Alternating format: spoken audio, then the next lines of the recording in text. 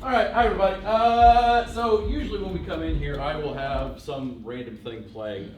This is a band called Mother Falcon, which I think is pretty cool and I like them. So very often I will subject you to whatever random thing I feel like.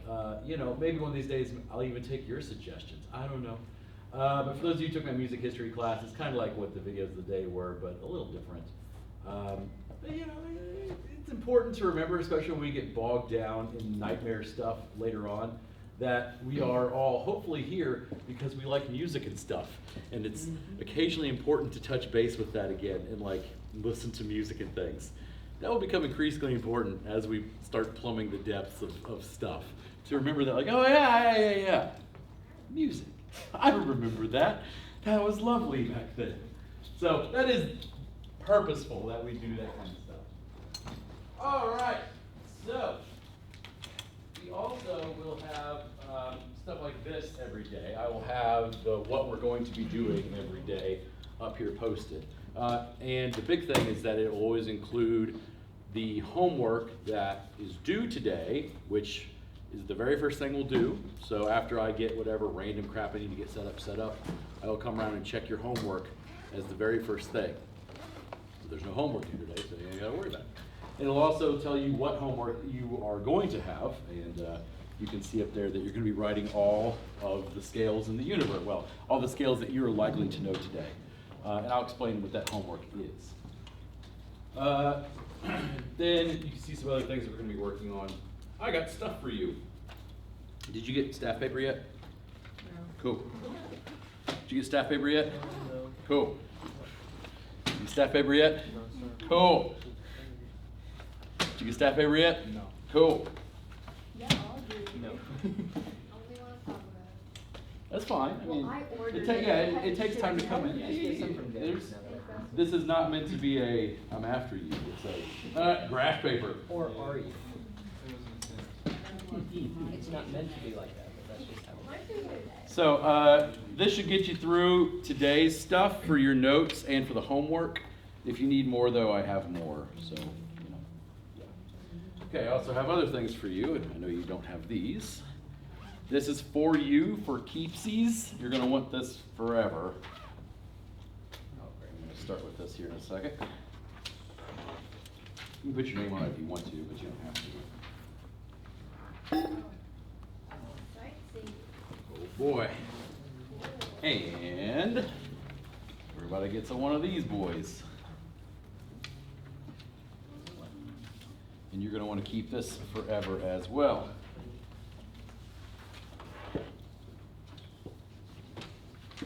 Yep. And yeah. All right. So, I'll come around and I'll check your homework, blah, blah, blah. Then the next thing that we're going to do, normally we'll go straight into ear training, dictation, and then we'll do sight singing. Today, we're just going to do the sight singing stuff because we're not quite ready to do all the dictation and things yet. We'll learn about all that later. But we are going to sight sing, and we're going to at least do these sight singing exercises, one or two of those every day. Eventually, we'll start doing other stuff as well. But for the moment, this is what we're going to learn. This is where we need to learn some stuff. I teach sight singing based off of solfege. Solfege, which you can write down if you want to, is spelled S-O-L-F-E-G-E. There are basically two big schools of thought when it comes to sight singing. There's the number system, and then there's solfege. I learned in college the number system, and I hated it. Then the couple of years I was a choir director, I took a bunch of vocal lessons and did a whole bunch of stuff and learned about solfege, and then it clicked into my little dumb brain. Wait a second, this is it. This is the way. This is how sight singing should work. And that's what I have been teaching ever since then. That's what I teach all of you folks. You've been learning the basics of solfege. The reason why I like solfege is as you're going to find out, the number system, we're about to learn so many stupid numbers that have to do with music theory things. Hey, what's the 7th scale degree of that 7-7-7 of 7 chord? The thing that I just said, by the end of the year, you will fully understand what I mean. But I just used the number 7 in 5 different meanings. And every single usage of that word 7 was different and carries with it different information. Which is super stupid, and you're like, but that seems like way too many things. And it is, it's way too many things. One of the biggest problems with music theory is that it has a massive naming convention problem. It reuses the same terminology, basically numbers, to mean lots of different stuff. And it can become like mind-boringly crazy, hard to understand. And so using numbers then for sight singing as well is just one more instance of numbers that you're throwing at this thing. And it just is super annoying. The other reason why I teach solfege is that for those of you who come from an instrumental background, basically all of you play an instrument. I know some of you are singers too, which is great, but you can play a thing by either pushing a button or hitting a fret or smacking a thing with a stick, right? There is a kinesthetic relationship to pitches that solfege affords you with the addition of what are called the Kerwin hand signs. Basically, it's those funny things that you see me doing a lot. This is purposeful. And when my choir friends, if you take a choir class too, she doesn't really make you learn the hand signs. I'm making you learn the hand signs.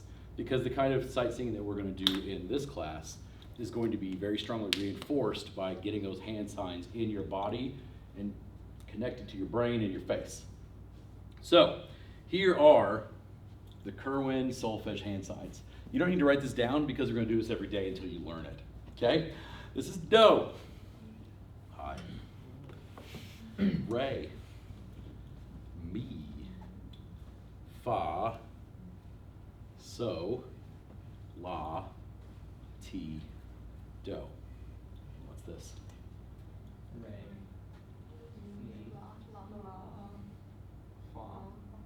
So, ti, re, la, mi, do, re, ti, la, fa. Good. Okay, eventually, this is going to be in your brain and your body. Okay? Which is great. And eventually, it's not just going to be us doing these hand signs, but you singing pitches according to this too. Even some days, I'll just do your sight singing by me throwing up hand signs and you singing along to it. It's fun. Now, why? Well, most people who have a tendency to learn how to play instruments, are really good at moving in relationship to music. And either that's through dance or by like actually playing or manipulating your instrument or whatever. This gets you a thing that like feels concrete. Because sometimes when you're off lost in like, oh God, I don't know where I'm at, like I can't tell musically what's happening, like I'm lost in sight singing land, this gives you something physical to latch onto in like an actual physical way. And you'll see. So I want you to use these things. Now, if you look at the everyday sight singing thing, the one at the top, see that I was kind enough to provide you the solfege thing. So if you want to know how to spell them, well, there they are. Do, re, mi, fa, sol, la, ti, do. There are 4 on this sheet, so each line is one of the exercises. I've also provided it to you in both treble and bass clef. So whichever clef you feel most comfortable with, for now you can start with. Eventually, I'm going to tell you whichever clef you're not comfortable with to go to that one, because you need to learn how to read both of them. It is the same in both clefs, so the treble clef and the bass clef both contain the exact same notes and the exact same solfege stuff underneath them. This is there just to be another teaching thing, to help you out to understand how this works. All right, let's sing the first measure of this. I meant to have the other piano hooked up, but I can't find the power cable, so I got to use this poor crappy thing. It's so out of tune. That's okay. All right, first measure. 1, 2 with the hand signs and do, re, mi, fa, sol. Just that much again. Ready? Go. Do, re, mi, fa, sol. Get used to singing and doing the hand signs. All right, by the way, singing is a required part of this class. Even if you don't like the way your voice sounds, sing it anyway. 1, 2, ready, and do, re, mi, fa, sol. Last time, go. Do, re, mi, fa, sol. Back down, here we go. So, fa, mi, re, do. Again, ready, and. So, fa, beginning, and go. Do, re, mi, fa, sol, fa, mi, re, do. Again, ready, go. Do, re, mi, fa, sol, fa, mi, re, do. Good. The third measure, we go below do. Do, ti, la, sol, la, ti, do. With me, ready, go. Do, ti, la, sol, la, ti, do. If it gets too low for you, that means you need to start higher, right? Some of these, right now this is all based in C. Eventually we'll do this in all 12 keys. And it's gonna get too low, it's gonna get too high for you. You gotta just make the adjustments. So just get used to it. Again, 2, ready, and. Do, ti, la, sol, la, ti, do. Again, 2, ready, go. Do, ti, la, sol, la, ti, do. The hand signs, ready, and. Do, ti, la, sol, la, ti, do. Don't worry, keep messing up on the hand signs, okay? Just keep doing it. You'll get there. Let's do the first 4 measures together. 2, ready, and. Do, re, mi, fa, sol, fa, mi, re, do, ti, la, sol, la, ti, do. Yep. The next thing is where it gets spicy. Do, mi, so, ti. Okay, just do the first measure. 2, or remember that next measure. And. Do, mi, so, ti. Again, ready, and. Do, mi, so, ti. Then. Do, ti, sol, mi. Do, ti, sol, mi. Do, ti, sol, mi. Back to the beginning of the do, mi, so, ti, do, ti, so, mi. Ready? And. Do, mi, so, ti, do, ti, so, mi, do. Yeah, with the hand signs. Ready? And. Do, mi, so, ti, do, ti, so, mi, do. Again. Do, mi, so, ti, do, ti, so, mi, do. And this is the real fun one. Do, re, fa, la. And this sucks because this is almost like the choir one, but isn't the same as the choir one. Yeah. So here we go. Ready? And. Do, re, fa, la. Do, re, fa, la. Ready? And. Do, re, fa, la. Then back down. Do, la, fa, re. Do, la, fa, re. Do, la, fa, re. And then ends on do. So let's do the last 3 measures. Ready? And. Do, re, fa,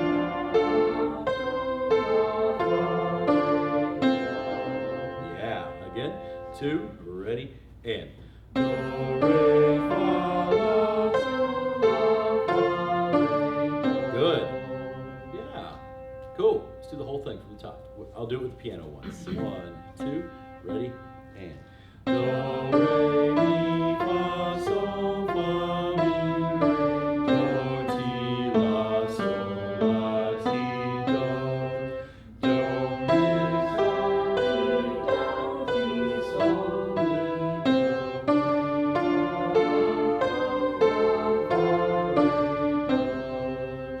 do. Yeah. So we're gonna do that basically every day until you can sing in your sleep. Okay? It doesn't have to be perfect today, but you know, that is the eventual goal. Let's do it one more time. Octave potato without the piano. 1, 2, ready, and. Do, re, mi, fa, sol, fa, mi, re, do, ti, la, sol, la, ti, do. Do, mi, so, ti, do, ti, sol, mi, do, re, fa, la, do, la, fa, re, do. Not bad. Go back to C at least, back to do. Yeah, good. Good. We'll save the other ones for other days. The second one is the exact same thing, but in a minor key. Number 3 is a little bit different. It's like a thirds exercise. It jumps by thirds. And then the bottom one is the same as the third exercise, but in a minor key. So those 4 are going to get into your brain real nice and strong. Excellent. Do I want to do that thing first, or do I do the other thing first? That one or the other one? The other one. You know, I knew you were going to say that. All right, my friends, you're going to get some notes out. Let's get ready for it. Guys, you guys Right. excited? Note taking, guys, you excited? We're excited. We're excited. All to Oh, we should have scales. chosen that Oh thing. boy. Oh, Lord, we should We go should have back. chosen that thing. We did. Oh, no.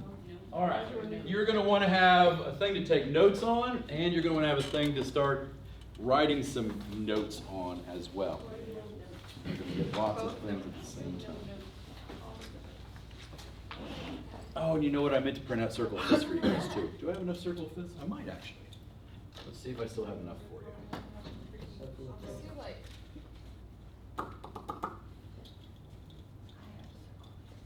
I know you all have one. It's just a matter of. There we go. I do. Here you go. Merry Christmas. This can be your theory circle of fifths. Oh, Lord. This is too many papers. I'm sorry. We kill a lot of trees out here. We out here kill the trees. All right. So we're going to spend at least 3 days. It's probably going to be more like 4 days, learning about all to scales. And when I say all of them, I actually mean almost all of them. There are some other really weird ones that we might lightly mention, but won't get super into.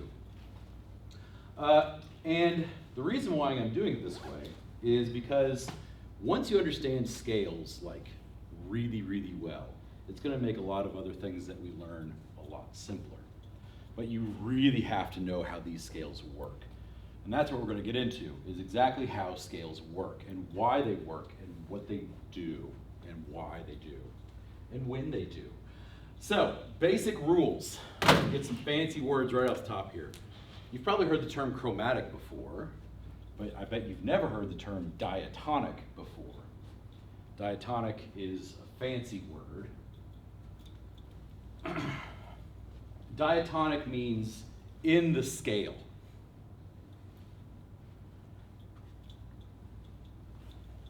Now what makes it interesting is that diatonic means in the scale that we're currently in,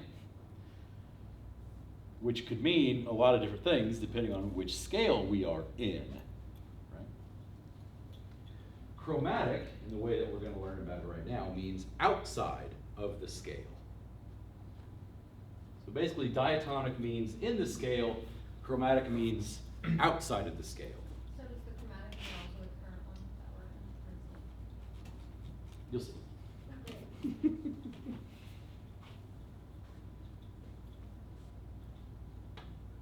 So, I'm going to skip this middle one for a second and talk about 7-note scales. Most of the scales that we're going to learn about, and all the ones we're going to learn about, well, almost all the ones we're going to learn about today, are 7-note scales, meaning they have 7 individual pitches in them, and usually one repeated pitch. The first note and the last note are repeated. Those are 7 individual separate notes with their own names and everything. They're special little notes. We have to make sure that we never, ever, ever reuse their letter names. Meaning that once we use a C, either a C flat, a C natural, or a C sharp, we can't use another C. Right? You only get to use each letter name one time. But if you notice, and if you remember when you learned your scales and you learned your notes and stuff, how many individual note names do we use in Western music? 7, exactly. We only use A, B, C, D, E, F, G, and then we're back to A again. So there's only 7 individual notes. And all of these scales are 7-note scales, plus a repeated top and bottom one. So wait a second, doesn't that mean that we're just going to use every letter every time? Yes. An important thing for you to realize. You're going to modify them, but you are going to learn or use every single note in every single scale every time you write a scale. What matters is the sharps and flats and naturals. That's what changes the scales from one thing to another. So, These are the basic rules. Make sure you know what's in the scale, what's not in the scale. Don't reuse the letter names, and make sure you use all 7 of the notes that we have available for every scale. All right, other fun things. The part of the scale all have names. If we're going to do ourselves a real basic major scale, like, oh, I don't know, C major, every single one of those individual notes has a name, not just C, D, E, F, G. No, no, no, no, no, no, no. 1, or scale degree 1, or the tonic, scale degree 2, or Re, or the supertonic. I'll move my head in a second. The 3rd scale degree, Mi, or the mediant. Fa, 4th scale degree, or the subdominant. So, the 5th scale degree, or the dominant. La, the 6th scale degree, or the submediant.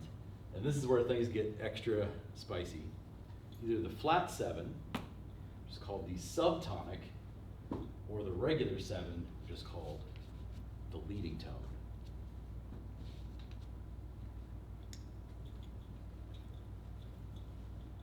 Every single scale degree has a relationship kind of back to each other.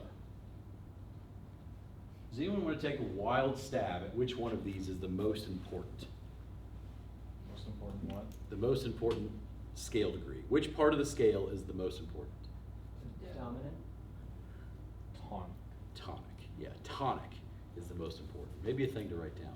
Now, who said dominant? Did you say dominant? Yeah. Okay. That's the second most important. All right? I'm about to make a slightly, I'm about to say this thing. Tonic is like that one person at the party that everybody's trying to talk to, let's say. Okay? They're like kind of the center of attention. Everybody's trying to get to that person and talk to them. Talk to them. The person who's having the most success talking to tonic is dominant. Okay? They're the ones who, they're making it happen. They're going to actually talk to that person. Those are the 2 most important relationships in the scale. But not the only ones, but the 2 most important. Because man, the dominant note wants to be with the tonic note like a lot, like a whole lot. But there are other things there. Submediant, the 4th scale degree, that's the wingman for number 5. Okay? Their job is to help 5 get to 1. So the subdominant's job is to help the dominant get to the 1, to tonic.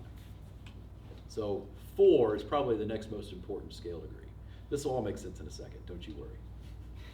Or maybe it won't, I don't know. T, the leading tone, that's your stalker right there. Their job is to follow tonic around even if they don't want them to be there. As soon as you hear leading tone, you're going to hear tonic, because leading tone always follows tonic around way too often. Even right now, even though I haven't played a scale in a little bit, if I just play this note, you know what you want to happen next. It's this. Okay? Because your ears are still hearing that C major scale. So I just play T, the leading tone, and your brain's like, it's going to happen, right? No. Anyway, and you can tell people really like this to happen because, yeah, exactly. Get ready to throw your pencils into my skull. Bye now. Is that a problem, anybody? Yeah, let's flip it. I'm done. Screw this. Leading tone really, really wants to go to tonic. Like, a lot. What about the rest of these people? What's like supertonic's job? Supertonic is, they're like best friends with tonic. That's cool. Yeah, all right. That works. Yeah, cool. They're there. What about mediant and submediant? They're kind of just doing their own thing, okay? They're off in the corner, whatever. They're there, but they're not always participating. Smith, why would you introduce this in the weirdest possible way? Because these are the relationships that are very important for writing melodies, but also the tendency tones inside of scales. Oh, I forgot subtonic. Subtonic's freaking weird. They only show up sometimes, and when they do, it always makes everything really awkward. You're here, but Okay, so what do you mean that, like, that's their relationship to each other? Cool.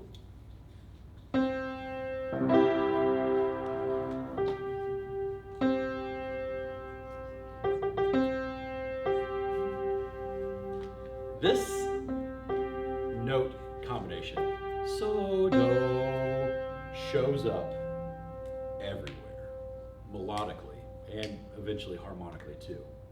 It's one of the foundational things in all of Western music theory. And this sound, when you play them both at the same time, is everywhere. If you're a guitar player, this is a power chord, right? 1 and 5. Whatever. If all you can do is chugga chugga, chugga chugga chugga power chords, then that's all you really need. You're Metallica. That's not fair. It's kind of fair. So that sound from dominant to tonic is a big, big deal. But you hear this a lot too. That's fa, so, do. That's the subdominant to the dominant to tonic. Our ears are like, yeah, all right, cool. You hear stuff like this all the time without realizing that you're hearing stuff like this. It happens a lot in melodies. Sometimes you might have a few other things happen in between there, but you get some kind of a 4 to 5 to 1. There's even an entire subgenre of music theory that breaks down all music on earth into subdominant, dominant, and tonic. It's called Schenkerian theory, and I don't freaking understand it, and I never want to take it ever. But it tries to say everything is either a subdominant or a dominant or a tonic. Nah, whatever. Also, though, in a melody, like I just demonstrated, if you play that leading tone, you better freaking play this, or people are going to start throwing chairs at you. These tendency notes and the names associated with them are something that you need to get really, really familiar with. These numbers, by the way, are called scale degrees. 1, 2, 3, 4, 5, 6, flat 7, and 7 and 1. And very often you'll hear us refer to them as scale degrees. Oh, that's scale degree 4. Okay. That means in your brain you think, oh, that's fa, or that's the subtonic or the subdominant, and great. It also just means it's the 4th note in the scale. Pretty easy. We'll get more into why all this matters in a bit. Let's get into the basic boys. Now, this is where you need to set yourself up for success here, because this is your homework and what we're learning today. You are going to be writing all of these scales in all 12 keys for your homework for next class. And you're going to use this all the time after we make it. This is not just busy work. This is you making this as a reference for yourself in the future. So you want this to be real neat. You can do this on a regular lined paper, by the way. I provided you staff paper if you want to write it out on staff paper. If you want to like draw the notes out, you totally can. But you do not have to. So, that's fine, it's perfect. It's great. Great. So, I suggest, if you're going to do this in like regular lined paper, go to a blank page and at the top write major scales, real big. Oh, that's always smart. Hold on. And then let me provide you with like a big brain activity. Along the top, but very spaced out, write C, D, E, F, G, A, B, C, but spaced out nice and evenly.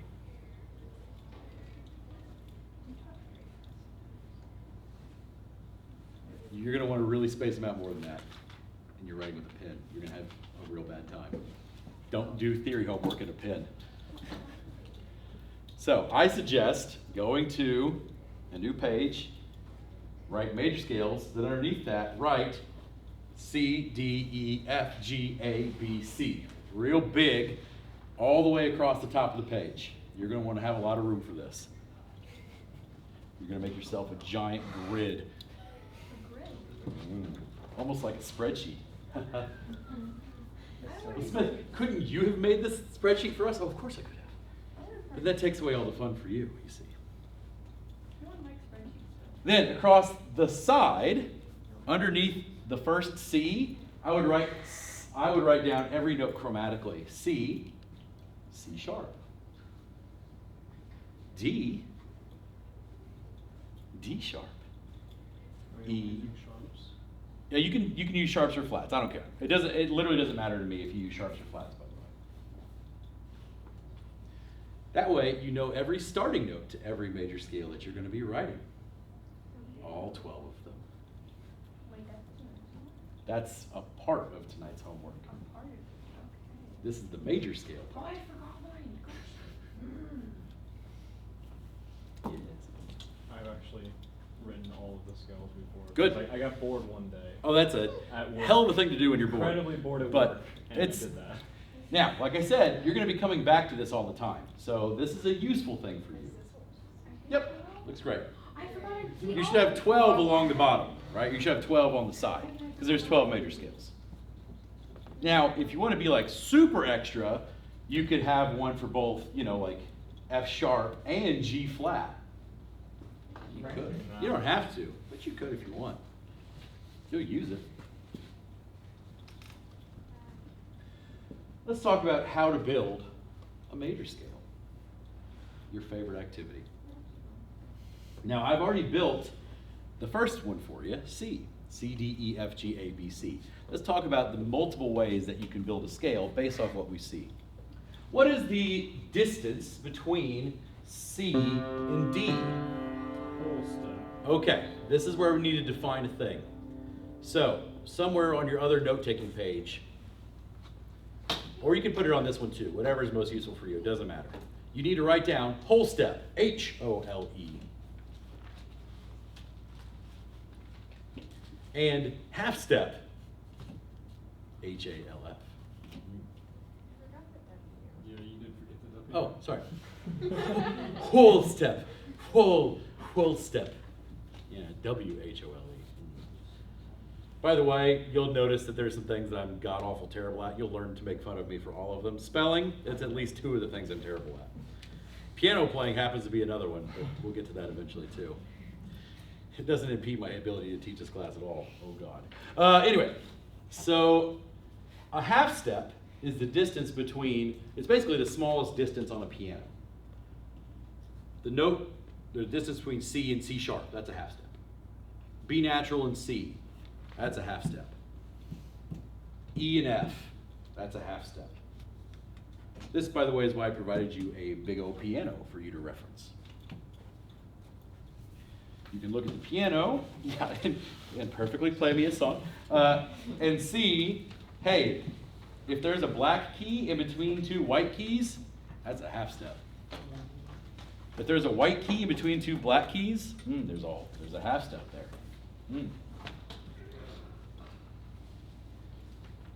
A whole step, get this, it's 2 half steps. Whoa, No way. freaking amazing. What about a fourth step? Nope, not. Let's not talk about quarter steps. Oh, it's a thing. Oh boy, is it a thing.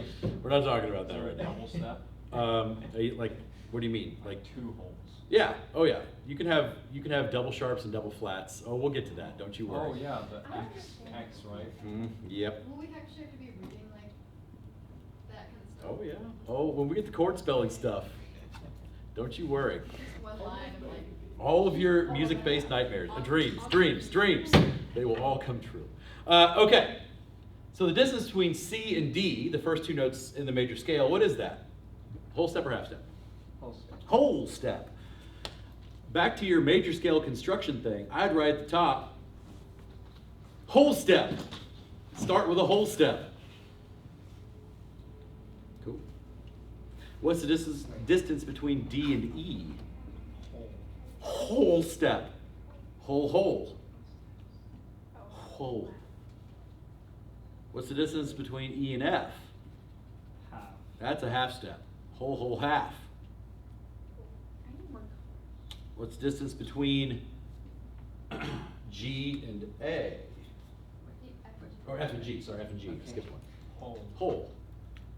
Then G and A, Whole. whole. A and B, Whole. whole. B and C. Half. So, the pattern, whole, half, whole, half. You can use that to build all your major scales.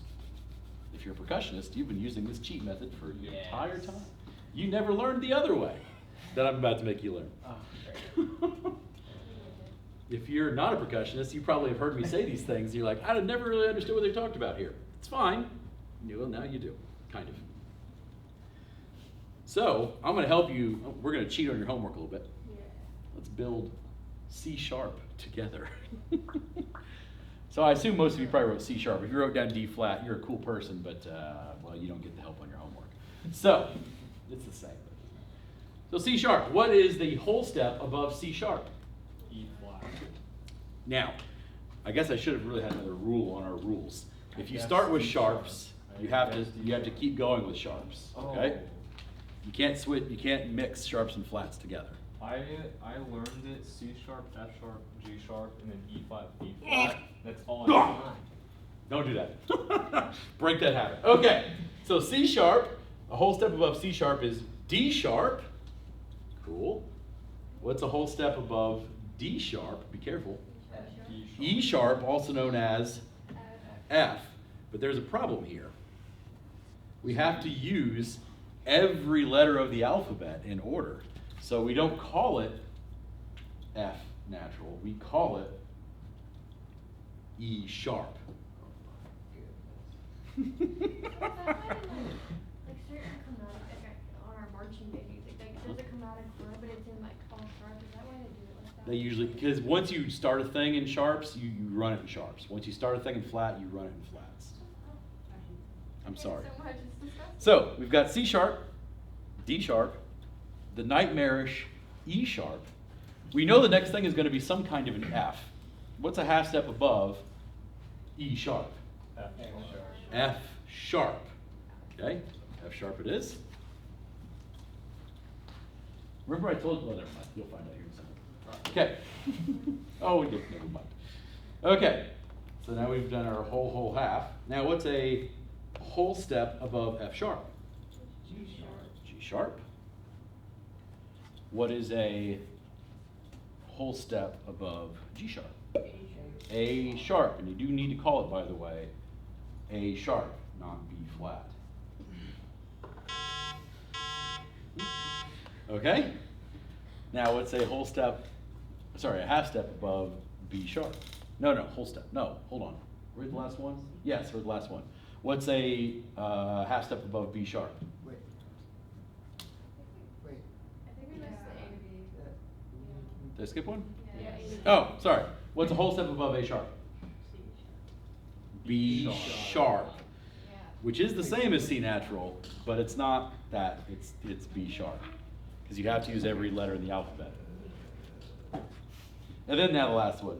What's a half step above B sharp is C sharp. Wonderful. Now, the real advanced among you might have just noticed, wait a second, didn't you just take every scale degree and raise it by a half step? Look at C to C sharp.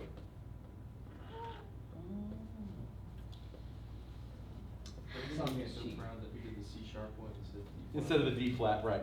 This is, by the way, why, band kids, I never tell you to do C sharp, always do D flat instead, is because you end up with this kind of situation.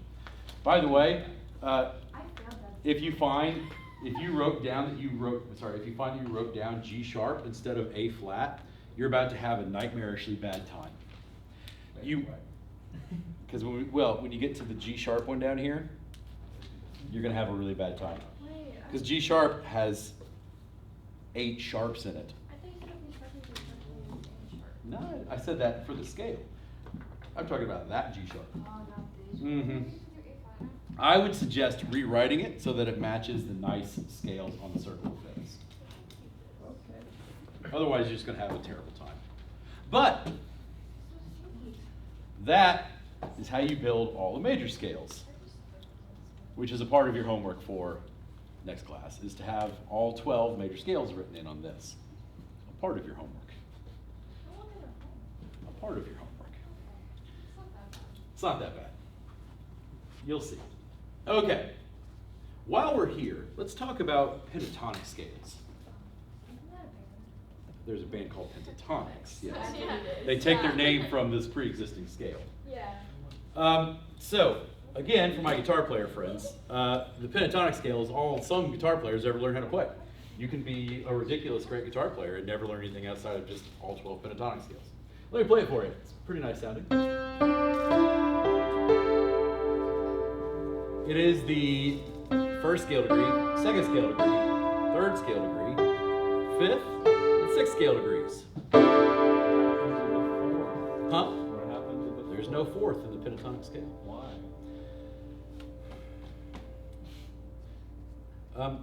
Look at your circle of fifths. Because now is the time where I answer questions like this. Is it those 5? Look at the first 5 starting at C. Count the first 5 notes starting at C going clockwise. C, G, D, A, E. Now if you rearrange them, C, D, E, G, A. Okay. The reason why the pentatonic scale works and always sounds really good is that it's based off of the first consecutive parts of the circle of fifths grouped together and respelled to go in order.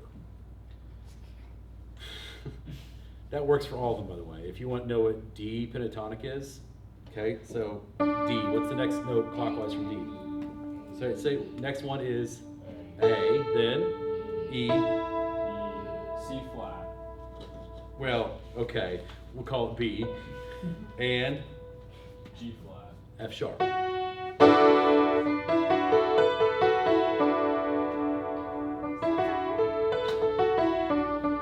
This is where I show you a video. Oh no! Oh no! Oh God, no! This is You when. can have my notes. You know. What?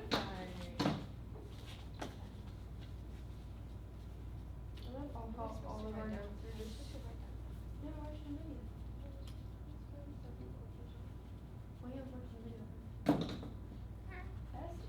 Chasing that A and want to save time on proofreading? Grammarly makes editing one click simpler.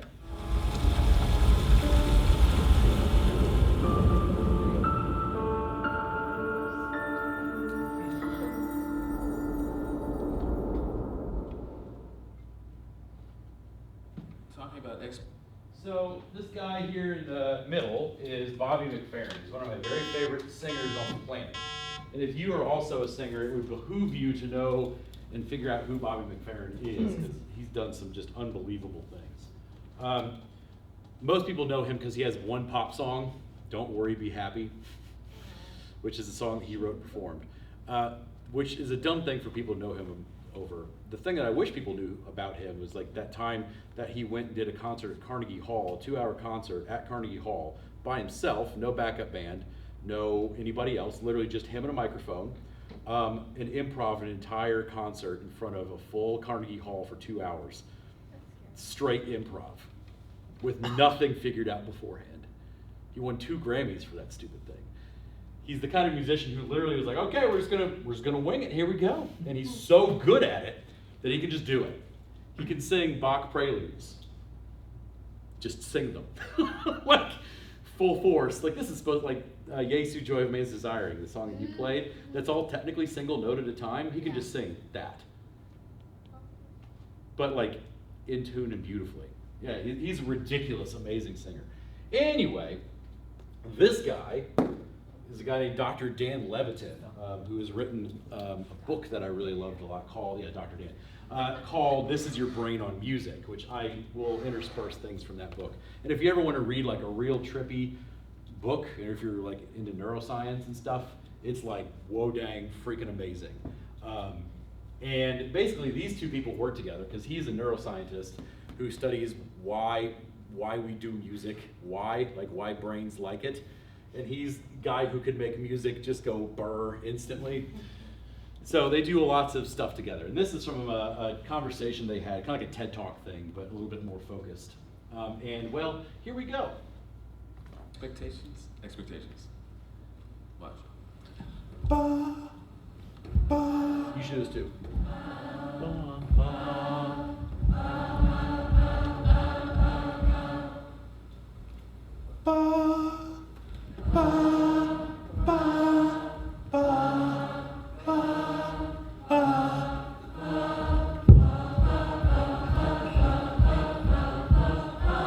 Okay. Hold on. But why? How did they- It's supposed to go. Because that's a great question. Why did you choose ba ba ba? It's in the Major scale, I scale. think. It's the pentatonic scale. It's pentatonic. And why did you just go ba ba ba? Yeah. The human mind just naturally knows.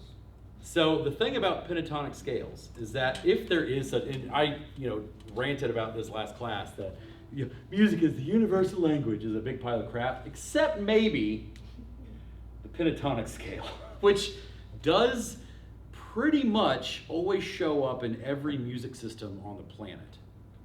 Pretty much. With very few exceptions. And like to the point where even if like you hear people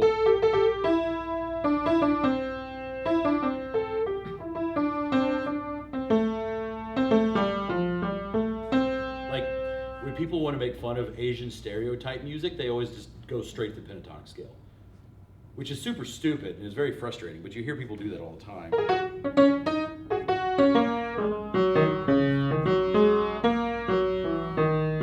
Yeah, it's a little hard to do that one. C sharp pentatonic, not in my brain. Anyway, it's like a ridiculous kind of stereotype, and musical stereotypes are a thing we'll talk about later, and I hate them.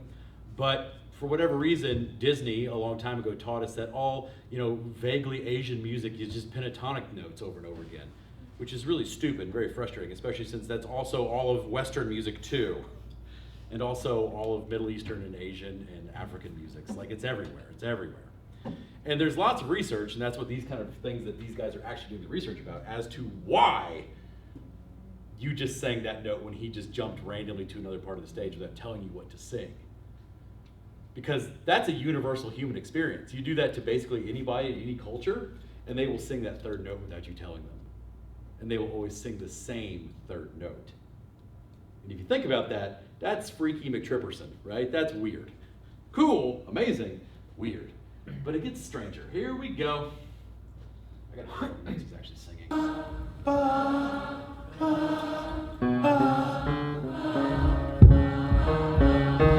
This C sharp. Okay.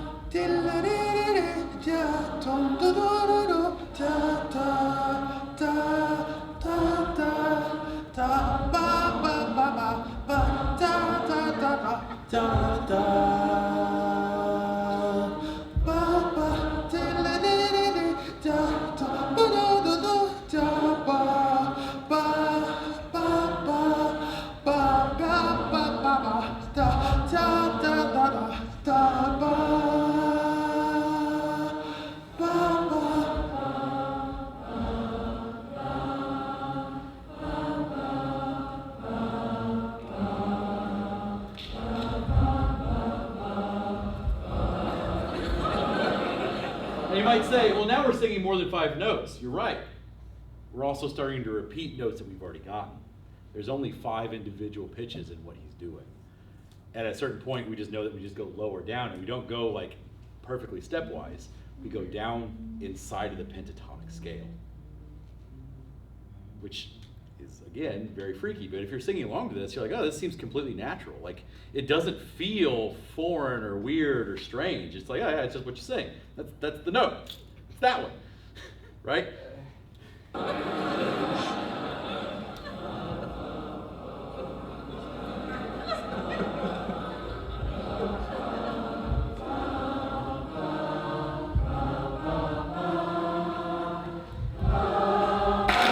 Oh, geez. Anyway, so it just skipped over. Anyways. But it Where just I keeps am. going higher. You know, I'll get this point. Yeah.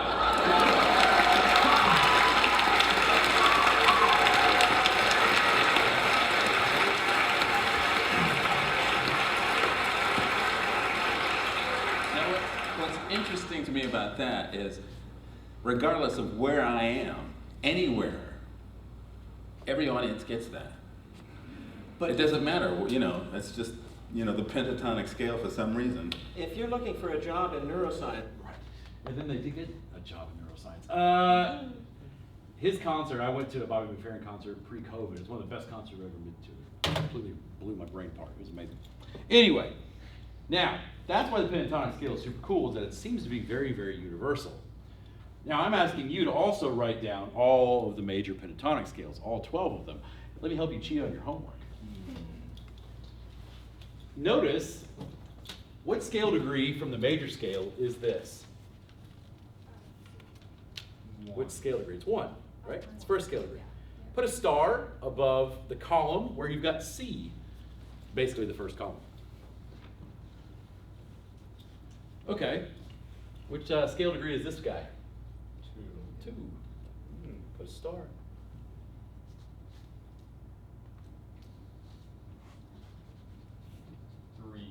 3, third scale degree. 5. 6. Put stars above all of those. And congratulations, now you just wrote out all 12 major pentatonics once you fill in your giant chart. Because the first, second, third, fifth, and sixth scale degree, no matter what your root is, will always be the notes you use to build the pentatonic scale. Wait, so after we build the one scale, that, like if I build. So the one we just did, C sharp. I want you to tell me, what's a C sharp pentatonic? Go. C sharp, D sharp, E sharp, G sharp, A sharp. Ta-da, you did it. Right? So basically what you need to know is that a pentatonic scale is just the first, second, third, fifth, and sixth note from the major scale. That's essentially what we just learned. Do we get 30 minutes at the end to cry? No. Cry on your own time. About 20. I don't need you getting your tears all over my homework. It's gonna be there anyway. It's gonna happen. It's fine. So, the pentatonic scale, the major pentatonic scale, is, let me say it again just to make sure you didn't catch it so you can get it written down. The major pentatonic scale is just first, second, third, fifth, and sixth scale degrees from any key. First, second, third, fifth, and sixth. So he was in the key of C sharp, which is why I was trying to do C sharp pentatonic and was failing miserably. Yeah. There we go.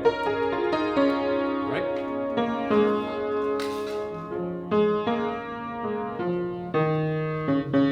Right, there we go. So that's C sharp pentatonic, which if you find C sharp or D flat on the circle fifths and you go the 5 right next to it, ta-da, you can spell it that way too. Ba-doop, ba-doop, ba-doop, ba-doop, ba-doop. That'll do it. It's okay. Are the chords the same in it too? Oh, no. We're not talking about chords. We're not talking about chords yet. Why?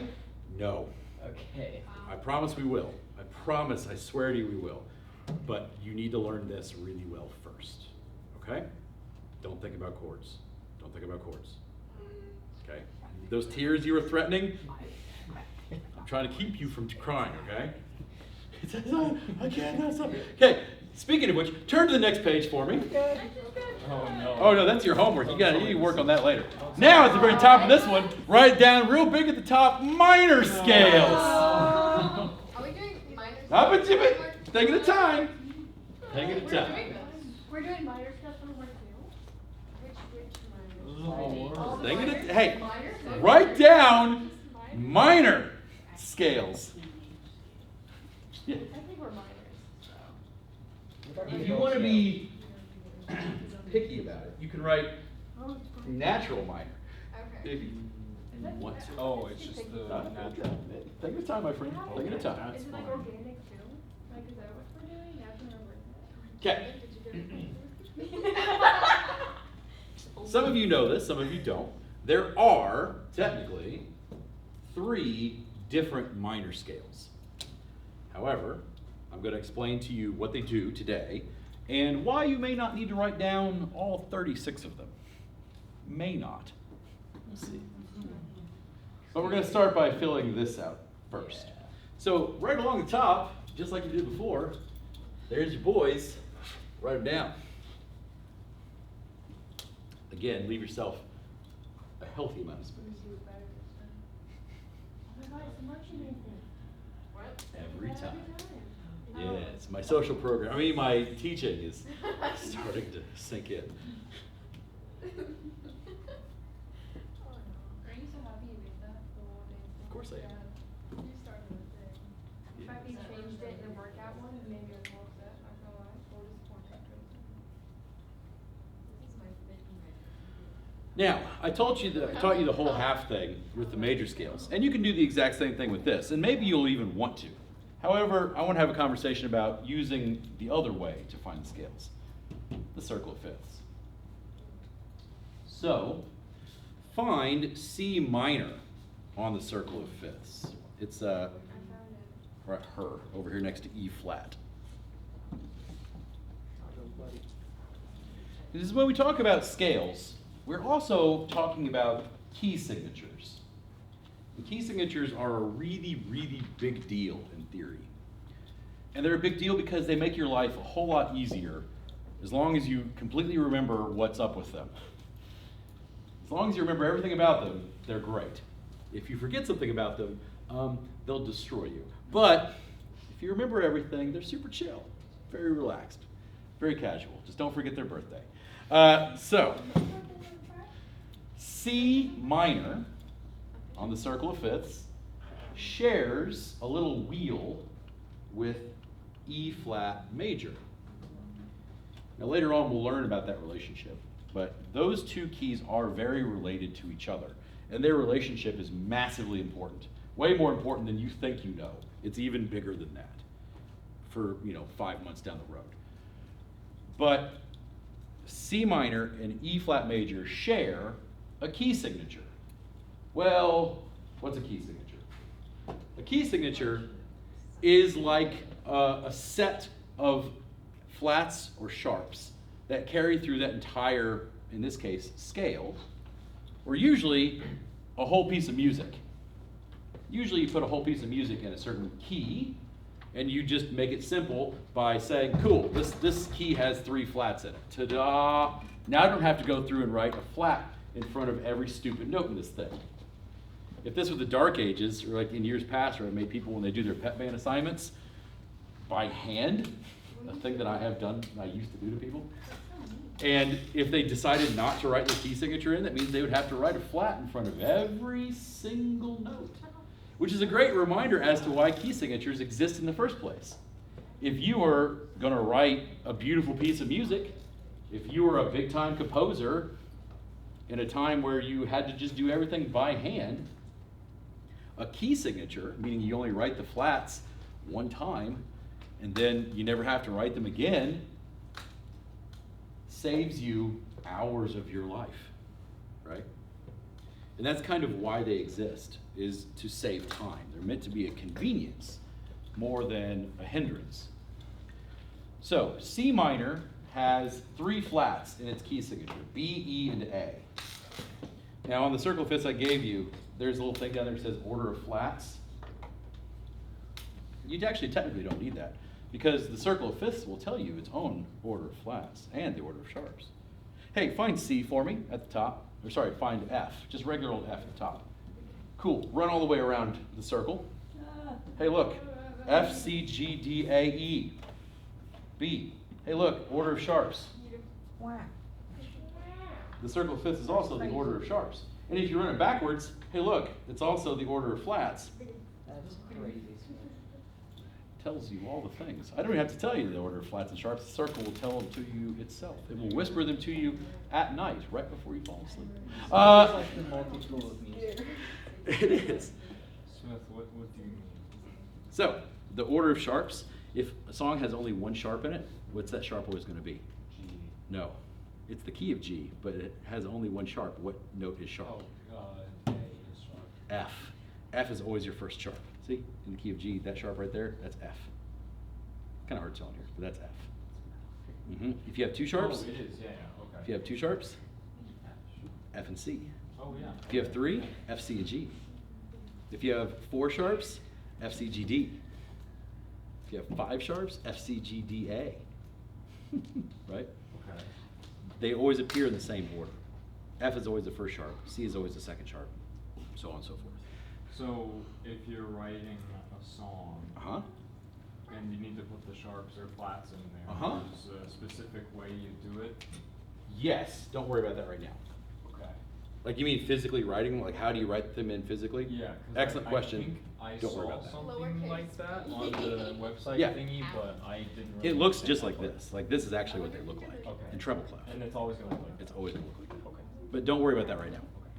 That we'll get to that, but it doesn't matter at all Okay. in this sense. Okay, we still haven't gotten to the part yet.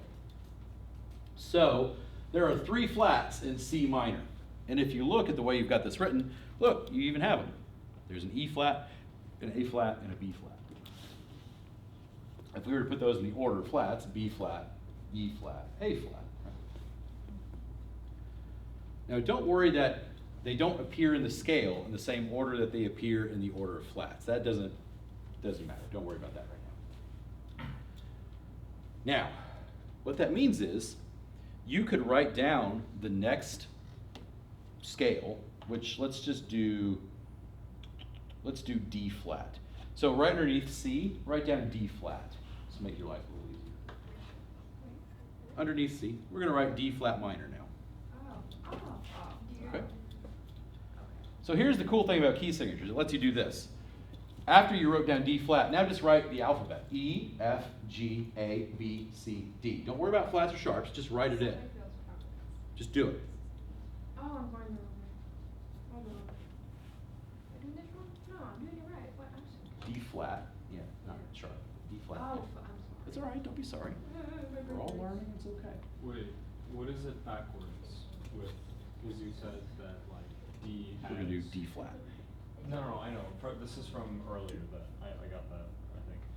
From earlier you said how like in G it's F sharp, right? Correct, yes, but don't worry about that. Like, don't try to find a pattern here. Don't think about it like that. Just trust me right now. I know. Don't try to find those patterns. It's going to do bad things to your brain. You know what? Actually, I lied. Let's erase D flat. Let's do this to C sharp instead. I'm sorry. We're going to do C sharp minor instead of D flat minor. I'm being nicer to you. D flat was going to be super evil. So erase that. And make it C sharp instead. Okay. Now write down C sharp underneath C, and now just write all the letters in order. D next to D, or sorry, next to C sharp, so to the side, D, E, F, G, A, B, C, D. Don't worry about key signatures or anything, just write it. Still stuck in your head? Okay, now on the circle of fifths, go find C sharp minor. How many sharps does C sharp minor have? 4. It has 4 sharps. Oh, okay, Yeah? What are the 4 sharps in order? Give me the 4 sharps. What's the first one? F. Now on your scale, go find F and write a sharp in front of it. Yeah. F sharp, right? Because there's 4 sharps.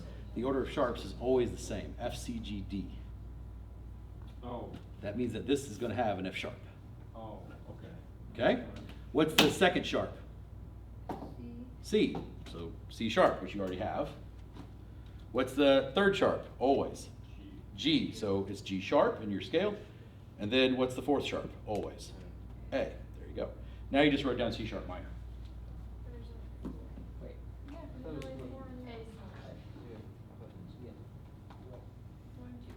yeah, we did do it wrong, because it's 1, 2, 3. C sharp minor only has 4 sharps. Yeah, we did, you said A. Oh, I did? Oh, I'm an idiot. I'm sorry. It's G Yeah, and and D. G and D, sorry, I didn't mean to say A, my apologies. It's D sharp, not A sharp. Yeah. So there, now you just wrote down C sharp minor. Right.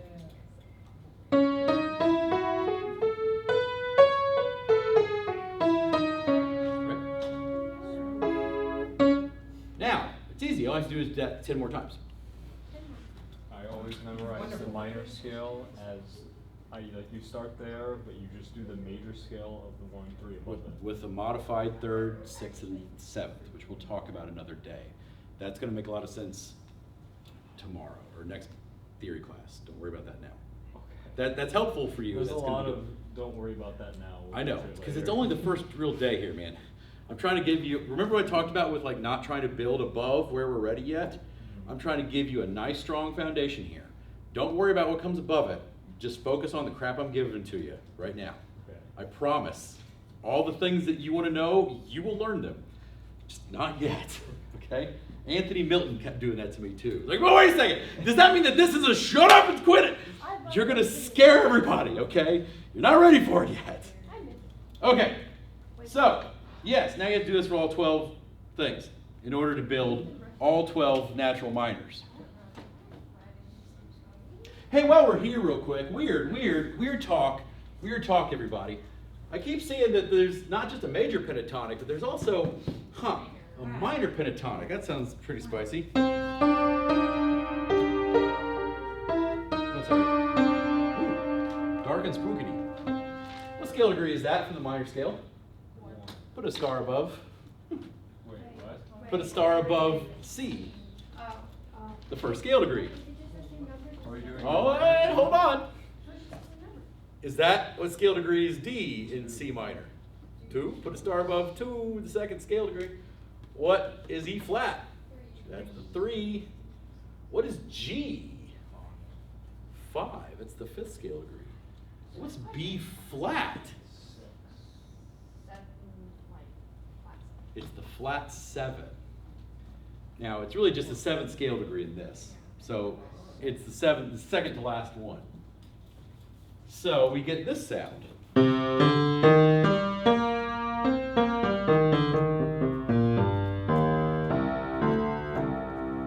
think I heard Sissy It's the minor pentatonic, like most of good blues and country songs. It's the minor pentatonic. Minor pentatonic.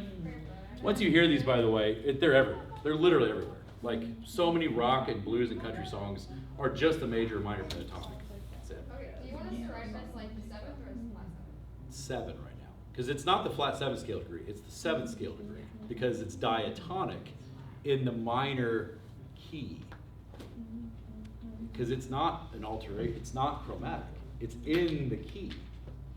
So remember we learned the diatonic word in a second, and it means that it's in the key? The 7th scale degree in C minor is B flat, right? Now I know why you're asking, and that's for another day, okay? Just go with it, okay? I haven't misled you, I have not mistaught you anything. Okay.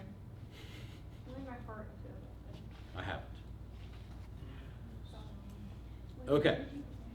So, when you finish writing the major scales, all 12, you also get all 12 major pentatonics. When you finish writing all 12 minor scales, you also get the minor pentatonics.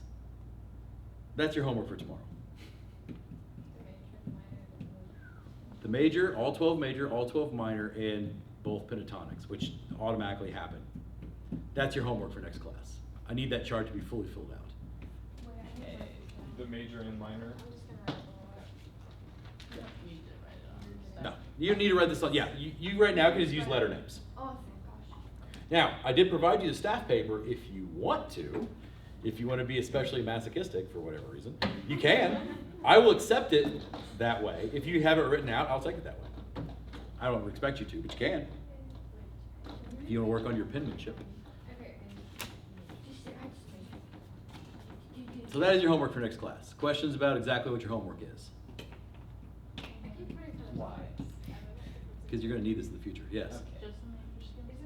Major scale, minor scale, and then the two pentatonic scales, which will naturally come out of that. You don't need to write the pentatonic scales separately, because when you write them, as long as you know that 1, 3, 5, 6 are major pentatonic, 1, 3, 5, 7 are minor pentatonic, then you'll have it.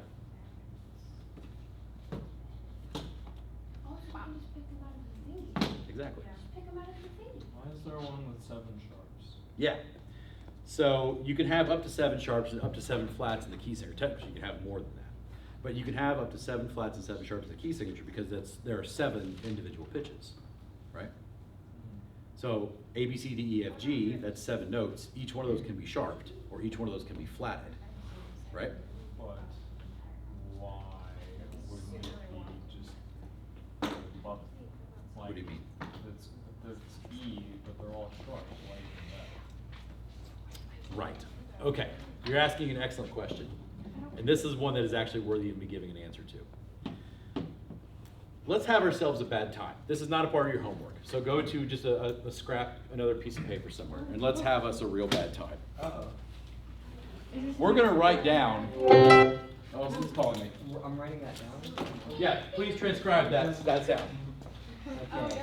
We'll write it all out on the sheet. Okay. We're going to write down G sharp major scale. This is not a part of your homework. This is just for experimental purposes. G sharp major scale. Now, the question that Caden is asking is, well, hold on a second. I don't see G sharp major scale on my circle of fifths. That's right, you sure don't, because instead you see A flat. And we'll talk about why that is in a moment. This is all building up to a term that you're going to need to know in a minute, but you don't need it yet.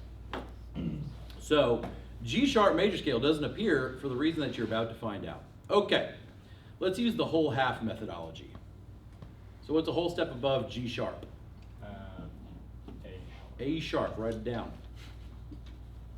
It's about to get real I disgusting. think B flat. Yep. Remember, you have to use every note name in order. If you put B flat there, you just skipped A. Where'd A go in that scale? Oh wait, no. I mean to use. Uh-huh. Okay, so G sharp, A sharp. Now a whole step above A sharp. What's a whole step above A sharp? B sharp. You might say that's the same as C natural, right? But you need to use a B next. What's a half step above B sharp? C sharp. C sharp, which we need. That one's fine. Here's where it's going to get spice nuggets. What's a whole step above D or above C sharp? So let's give D sharp. Okay. What is a whole step above D sharp? E sharp. E sharp. What is a whole step above E sharp? F double sharp. What does a double sharp look like? It's an X. Oh, okay. Now you say, hold up, Smith. Now, hold up. I get E sharp is just F. It's just a dumb way of saying F. I hate it, but I get it, right? Hopefully you're all in that kind of place. E sharp is a dumb way of saying F, but it's a valid way. It's an old code, sir, but it checks out. The problem is, a whole step above E sharp, remember a whole step is 2 half steps. Okay, what's a whole step or a half step above E sharp? Well, F sharp. Great. What's a half step above F sharp? Well, it would just be G, but we can't use a G. We have to use an F, which lands us upon the hate-filled thing of F double sharp. Write it down. So fix this. Now we just need a half step above F double sharp, which gives us where we started, G sharp. Do you recommend we always do sharps or flats? It doesn't work like that. That's not an easy answer. You use the one that is the right one. Which is the right one? It depends on the situation. I mean, If you get to choose, you won't get to choose for a while. But when you get to choose, choose the one that you prefer. I don't mean like when writing a scale. I Mhm. more mean with the note itself. Like, do you have? You use the correct one. The correct scale degree 7 in G sharp major is F double sharp. That is the correct note.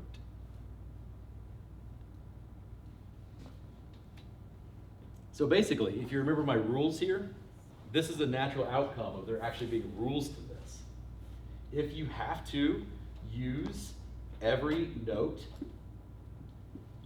once, meaning you can't reuse letters, as a natural consequence of that, and by following the pattern of how to build a major scale with the whole steps and half steps, you will end up in some cases with double sharps and double flats. And you have to spell them correctly, meaning you cannot break these rules, meaning you're going to end up with double sharps and double flats sometimes. Not all the time, but sometimes. Okay.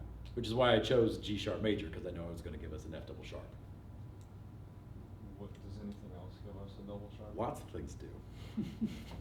You'll find them today when you do your homework, depending on how you wrote your homework down. What about triple sharps? They do exist.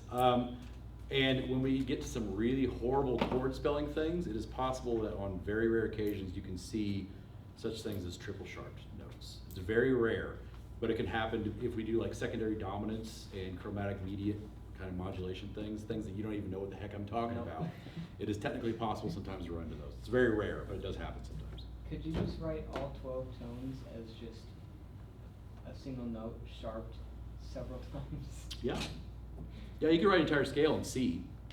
Oh, wonderful. So, what's C? C. Great. What's the next note in C major? C double sharp. C double sharp, which is D, but C double sharp. The next note up would be E, but how do you spell E in context of a whole bunch of sharps on a C? Quintuple? Is it? Quadruple sharp. The next one up, F, would be quintuple, because that's the 5th step above. So yeah, you can. Oh, okay. So yeah, you can do that. I mean, again, nightmare mode. But if you want to play life on nightmare mode, sure, I mean, that'll do it. If I did that on this. Oh, you'll fail. You went through and did everything in context of C. I mean, I guess I'd give you credit, but I'd make you redo it all. That's how we start that band Oh yeah, no, you'll definitely fail that, because nobody will be able to read it. But yes, it is technically possible to do it that way. It's not very efficient, but it's the way.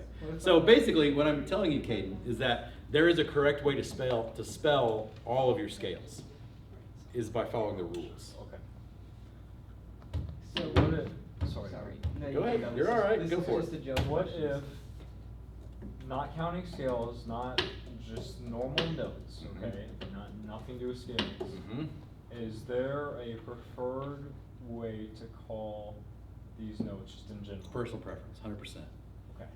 It's personal preference. Yeah, so like, if you get the option to call it A sharp or B flat, it's up to you.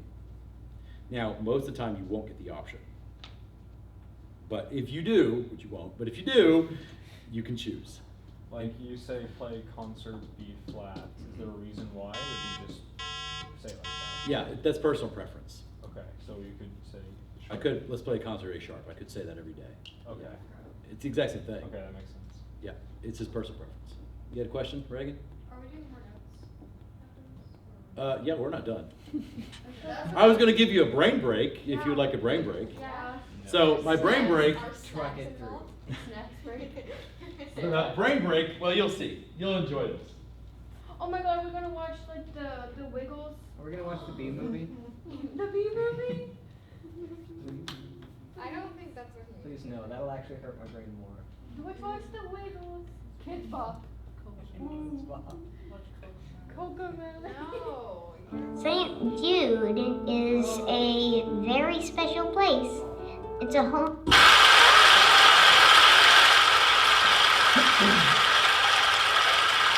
Probably fair again.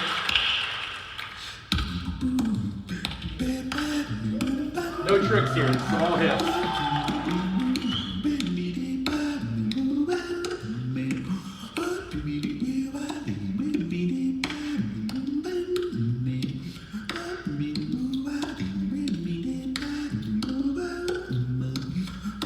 Gonna get in my car, drive away.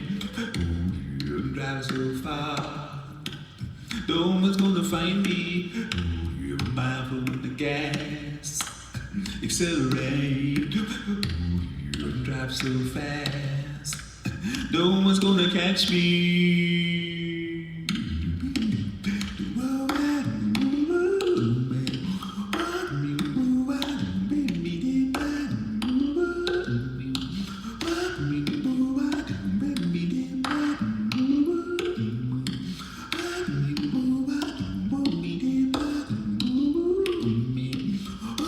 Gonna get in my car, drive away, drive so far, no one's gonna find me.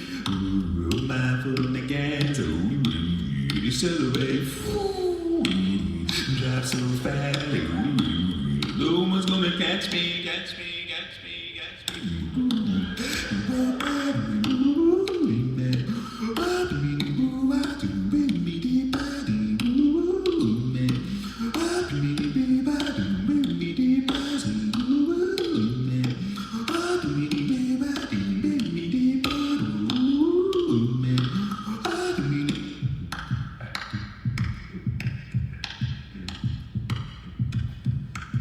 Listen carefully.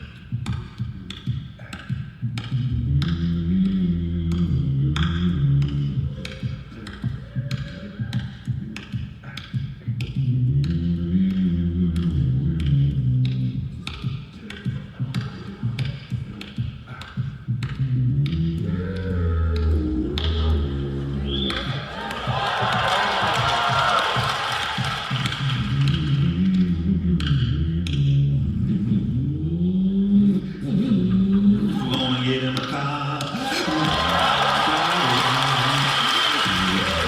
so far, no one's gonna find me. My foot on the gas, accelerate, drive so fast, no one's gonna catch me.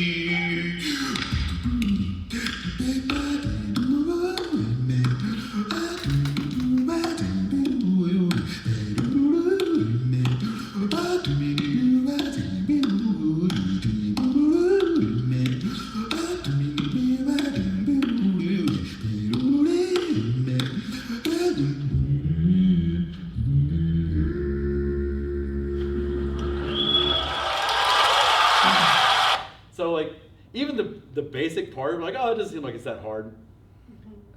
He's switching registers like so fast, like go from a normal singing note to like super low bass stuff like that fast and that in tune is like very difficult. And it's a lot harder than he makes it seem. It's incredibly challenging. But yeah, he can sing multiple notes at the same time. There's plenty of people who know how to do it. There's various techniques for that. But it's still real freaky when you hear a human sing a chord at you. Right? Like, Wait, huh? Can anybody do that though? Like, Yeah, I mean, so basically what he's doing, yeah, it is anyone can teach yourself to do it. Essentially, like the simple version is humming and buzzing a note at the same time, or whistling and humming. So like, if you know how to whistle and hum, so.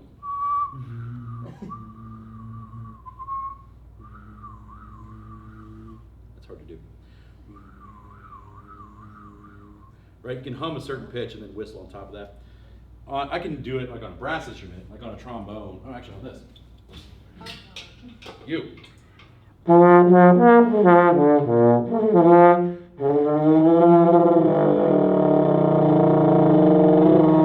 Right? I can sing a note and play a different note at the same time.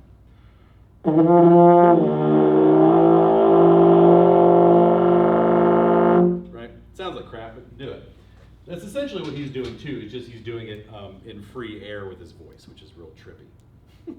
There's other ways to do it too. There's like split tone singing, like Layla Hathaway can do. We'll watch that video one of these days maybe. She can sing actually 3 separate individual notes at once. Incredible. There's also Tuvan throat singing, which is its own thing, which also allows you to sing multiple notes at once. But each of those are different techniques. But yeah, still, you know, getting to the point where as a vocalist, you're like, man, I'm just too bored by actually being able to only sing one note at once. I need to be able to learn how to sing literally multiple notes at once. That thing that like is incredibly difficult to do. I need to sing an entire 7th chord. Right, yeah, I need a full voice, beautiful 7 chord here. Anyway, there you go. So there's that for you. So this is what he did for 2 hours, all improv. Yeah, and this is Was the that concert where improv? he did that. The famous one that he did this is Blackbird, his version of Black. Actually, just listen to that. I don't Was care. this improv? No, that's a song that he has written. Oh. Now, this thing, the first time he did this improvised. So I've got my essay written, and I've Obviously, been this working is a on it for about a pre-existing week. song. So now I'm going to He show you how I improvised use this on Grammarly stage to the edit. first time he did it. This is also unbelievably difficult.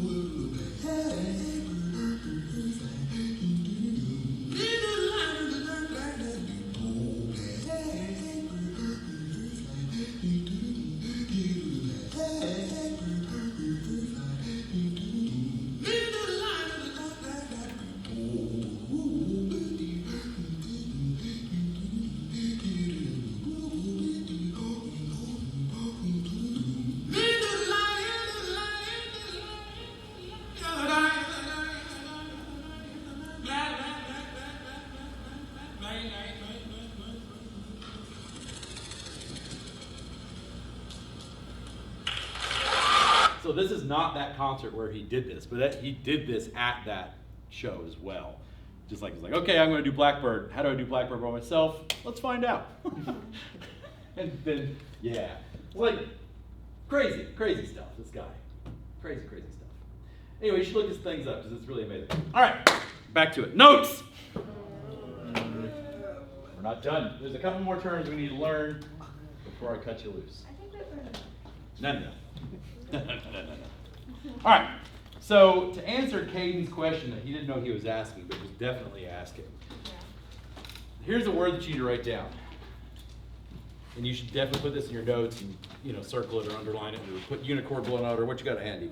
And that is inharmonic, spelled E-N-H-A-R-M-O-N-I-C.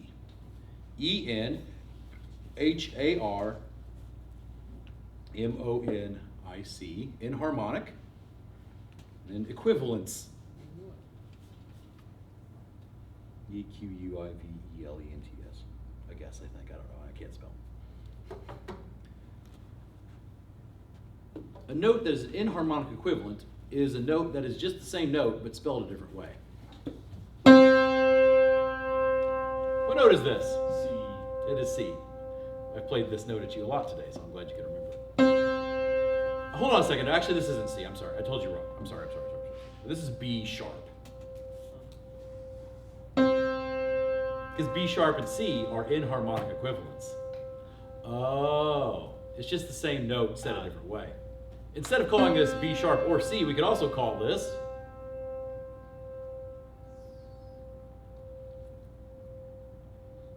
B. What? B flat double sharp. You can't mix flats and sharps. But you're onto the right thing though with one of those words. Spell this note in Oh, terms of D. D double flat. D double flat.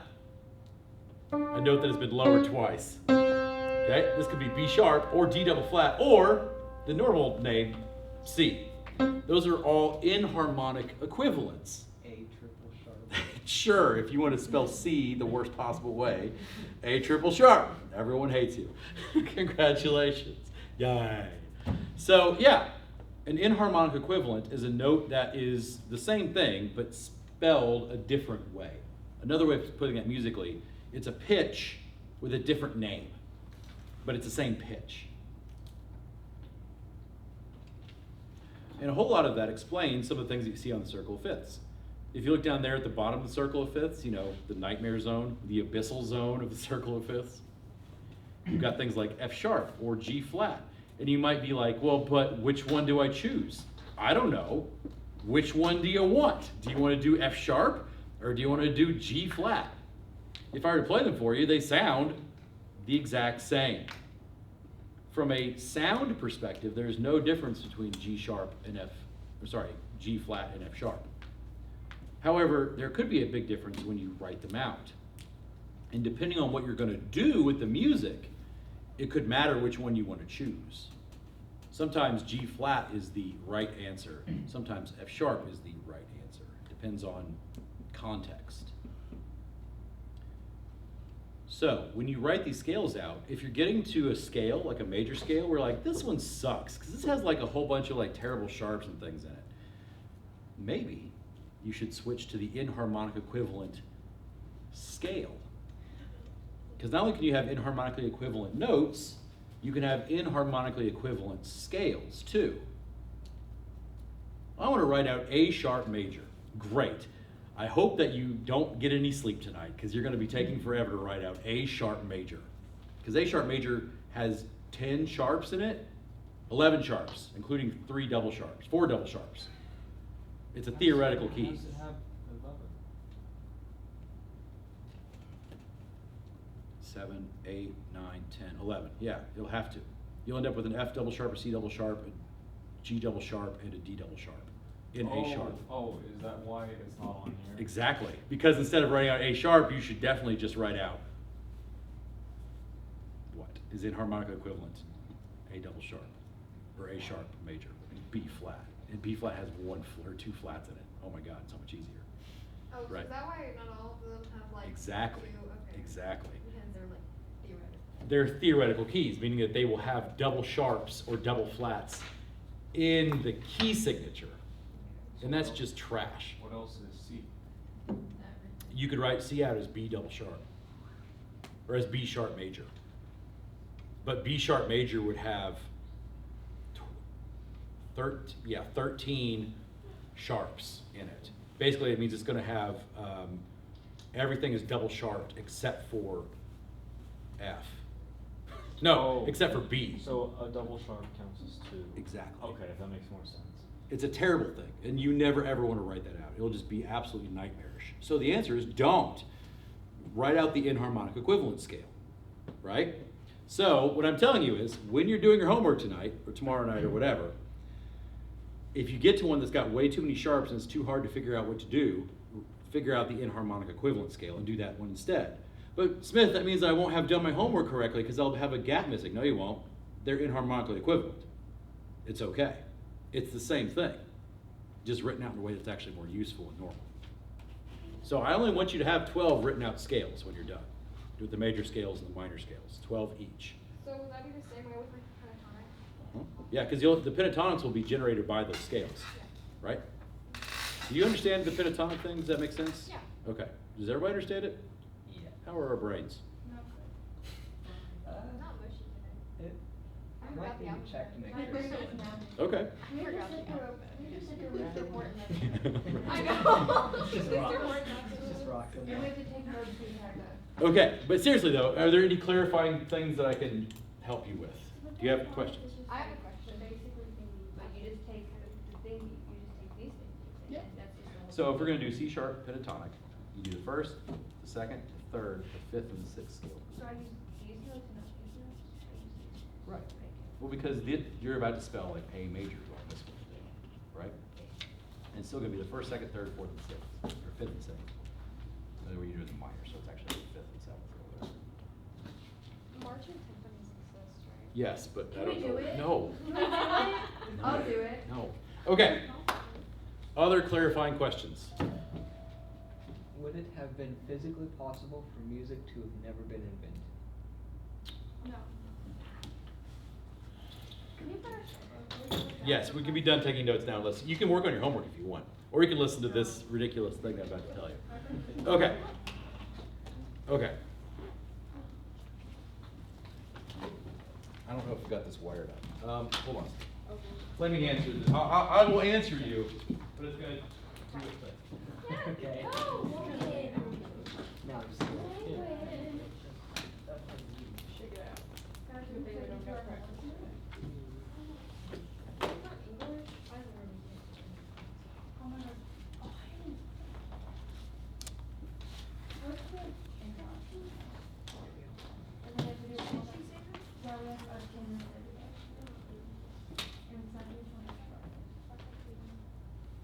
So we have to write a date. That's what it's for.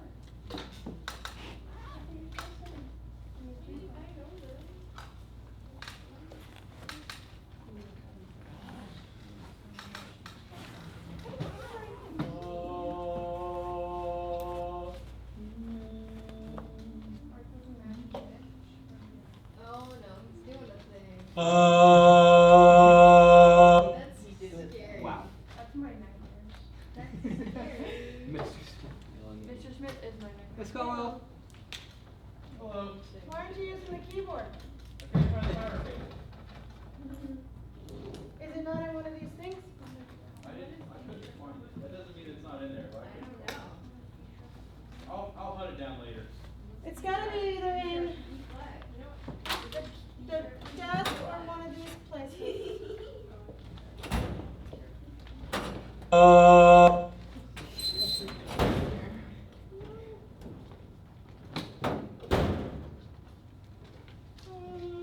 right.